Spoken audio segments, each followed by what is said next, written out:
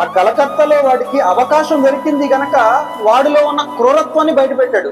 అంటే వాడు అలా చేశాడు గనక వాడు క్రూరమైన వాడు మృగతత్వం కలిగిన వాడని మనకు అర్థమైంది. జరిగింది గనక, సంఘటన జరిగితే వాడు ఇంతగా చేశాడు, ఇంత క్రూరత్వం వాడిలో ఉంది అని మనం మాట్లాడుకుంటున్నాం.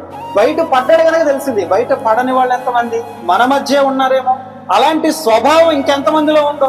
ఎప్పుడు అవకాశం దొరుకుద్దా అలాంటి అవకాశాన్ని, అలాంటి కార్యక్రమాలకు ఉపయోగించుకుందామని గోతికాడ నక్కల్లాగా ఎదురు చూసే స్వభావం ఎంతమందిలో ఉందో ఎవరికి తెలుసు.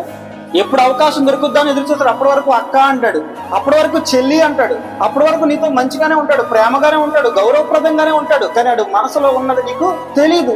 నువ్వు ఎప్పుడైతే ఒంటరిగా, ఏకాంతంగా, చుట్టూ ఎవరు లేని సందర్భంలో నువ్వు దొరుకుతావో ఇక వాడు నీ మీద విరుచుకుపడతాడు. ఈరోజు సమాజం ఇలాంటి క్రూరత్వం బయట పడిన తర్వాత వాడి గురించి మాట్లాడుకుంటుంది. కానీ బయట పడని క్రూరులు ఇంకెంతమంది ఉన్నారు సమాజంలో.